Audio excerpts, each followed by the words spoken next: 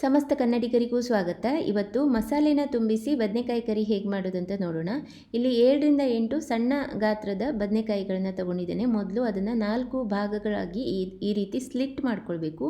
ಪೂರ್ತಿ ಕಟ್ ಮಾಡಬೇಡಿ. ಒಳಗಡೆ ಕ್ಲೀನ್ ಇದೆಯಾ ಅಂತ ನೋಡ್ಕೊಳ್ಳಿ. ಕೆಲವೊಮ್ಮೆ ಹುಳಗಳಿರ್ತದೆ.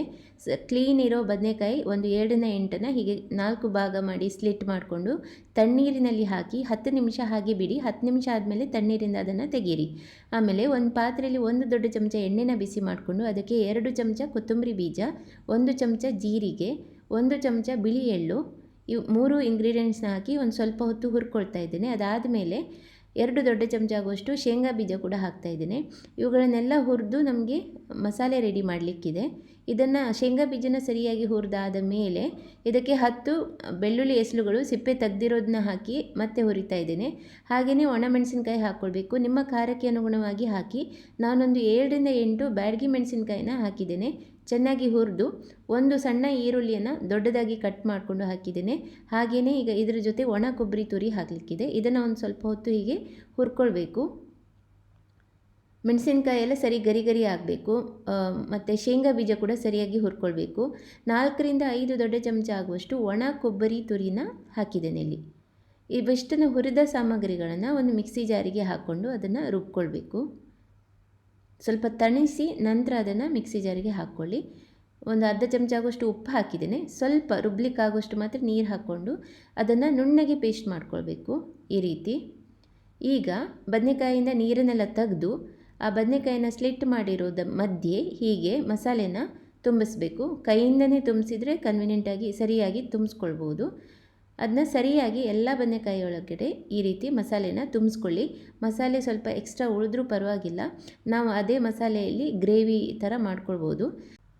ಹೀಗೆ ಎಲ್ಲ ಬದನೆಕಾಯಿ ಮಧ್ಯದಲ್ಲಿ ನಾನು ಮಸಾಲೆನ ತುಂಬಿಸ್ತಾ ಇದ್ದೇನೆ.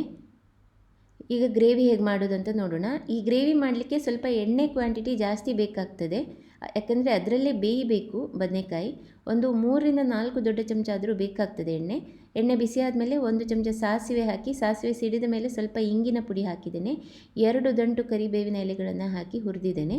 ಈಗ ಮಸಾಲೆ ತುಂಬಿಸಿರುವಂಥ ಬದನೆಕಾಯಿಗಳನ್ನು ಹಾಕ್ತಾ ಇದ್ದೇನೆ. ಮಸಾಲೆಗೂ ನಾವು ಉಪ್ಪು ಹಾಕಿದ್ದೇವೆ. ಈಗಲೇ ಉಪ್ಪು ಹಾಕೋದು ಬೇಡ, ನಂತರ ನೋಡ್ಕೊಂಡು ಹಾಕಿದ್ರಾಯಿತು. ಸಣ್ಣ ಉರಿಯಲ್ಲಿ ಬದನೆಕಾಯಿ ಸರಿಯಾಗಿ ಬೇಯೋ ತನಕ ಅದನ್ನ ಬಿಡಬೇಕು. ಮಧ್ಯದಲ್ಲಿ ಹೀಗೆ ತಿರುವಿ ಹಾಕ್ಕೊಳ್ಳಿ, ಇಲ್ಲದಿದ್ದರೆ ಎಲ್ಲ ಕಡೆ ಬೇಯೋದಿಲ್ಲ. ಈಗ ಒಂದು 4-5 ನಿಮಿಷ ಆದಮೇಲೆ 2ರಿಂದ 3 ದೊಡ್ಡ ಚಮಚ ಹುಣಸೆ ಹಣ್ಣಿನ ರಸ, 2ರಿಂದ 3 ದೊಡ್ಡ ಚಮಚ ಬೆಲ್ಲ ಮತ್ತು 1/4 ಚಮಚ ಅರಿಶಿನ ಪುಡಿ ಮತ್ತು ಸ್ವಲ್ಪ ಉಪ್ಪು ಹಾಕ್ಕೊಂಡು ಅಡ್ಜಸ್ಟ್ ಮಾಡ್ಕೊಳ್ಬೋದು. ಈಗ ಉಳಿದಿರುವ ಮಸಾಲೆನೂ ಕೂಡ ಇಲ್ಲೇ ಹಾಕ್ತಾ ಇದ್ದೇನೆ. ಒಂದೊಂದೇ ಇಂಗ್ರೀಡಿಯೆಂಟ್ ಹಾಕಿ ಒಂದೊಂದೇ ಸರಿ ತಿರುತ್ತಾ ಇದ್ದರೆ ಬದನೆಕಾಯಿ ಫುಲ್ ಮ್ಯಾಶ್ ಆಗಿ ಹೋಗ್ತದೆ. ಸೊ ಎಲ್ಲ ಇಂಗ್ರೀಡಿಯೆಂಟ್ಸ್ನ ಹಾಕಿ ನಿಮಗೆ ಇಲ್ಲಿ ನಾನು ಸ್ಪೀಡಾಗಿ ತೋರಿಸ್ತಾ ಇರೋದ್ರಿಂದ ಬೇಗ ಮುಗಿಸ್ತಾ ಇದ್ದೇನೆ ಅಂತ ಅನಿಸ್ತದೆ. ಬಟ್ ಮುಗಿಸುವಾಗ ಸ್ವಲ್ಪ ನಿಧಾನಕ್ಕೆ ಬದನೆಕಾಯಿ ಮ್ಯಾಶ್ ಆಗದೇ ಇರೋ ಥರ ಮುಗಿಸ್ಕೊಳ್ಬೇಕು. ಮತ್ತು ನಿಮಗೆ ಗ್ರೇವಿ ಕನ್ಸಿಸ್ಟೆನ್ಸಿ ಹೇಗೆ ಬೇಕು ಅಂತ ನೋಡಿಕೊಂಡು ಅದಕ್ಕೆ ಸರಿಯಾಗಿ ನೀರನ್ನು ಹಾಕಿ ಸರಿ ಮಾಡ್ಕೊಳ್ಳಿ. ಸಣ್ಣ ಉರಿಯಲ್ಲಿ ಇದನ್ನು ಒಂದು 5ರಿಂದ 7 ನಿಮಿಷದವರೆಗೆ ಕುದಿಸಿ ಕೊನೆಯಲ್ಲಿ ಸ್ವಲ್ಪ ಕೊತ್ತಂಬರಿ ಸೊಪ್ಪನ್ನು ಹೆಚ್ಚಿ ಹಾಕಿದ್ದೇನೆ. ತುಂಬ ಚೆನ್ನಾಗಿರ್ತದೆ ಈ ಗ್ರೇವಿ. ಇದನ್ನು ನೀವು ಅನ್ನದ ಜೊತೆನೂ ಸರ್ವ್ ಮಾಡ್ಬೋದು, ಚಪಾತಿ ಜೊತೆನೂ ಸರ್ವ್ ಮಾಡ್ಬೋದು, ಜೋಳದ ರೊಟ್ಟಿ ಜೊತೆ ಕೂಡ ಸರ್ವ್ ಮಾಡ್ತಾರೆ. ಮಸಾಲೆ ತುಂಬಿಸಿ ಮಾಡಿರೋಂಥ ಬದನೆಕಾಯಿ ಕರಿ ಅಥವಾ ಸ್ಟಫ್ಡ್ ಬ್ರಿಂಜಲ್ ಮಸಾಲ ಕರಿ ರೆಡಿಯಾಗಿದೆ. ಇವತ್ತಿನ ಈ ರೆಸಿಪಿ ನಿಮಗೆಲ್ಲ ಇಷ್ಟ ಆಗಿದೆ ಅಂತ ಭಾವಿಸ್ತೇನೆ. ಇನ್ನೂ ಹೆಚ್ಚಿನ ರೆಸಿಪಿಗಳಿಗಾಗಿ ನಮ್ಮ ಸವಿರುಚಿ ಚಾನಲ್ನ ಯೂಟ್ಯೂಬ್ನಲ್ಲಿ ಸಬ್ಸ್ಕ್ರೈಬ್ ಮಾಡಿ, ಫೇಸ್ಬುಕ್ನಲ್ಲಿ ಫಾಲೋ ಮಾಡಿ ಅಂತ ಕೇಳ್ಕೊಳ್ತೇನೆ. ಧನ್ಯವಾದಗಳು.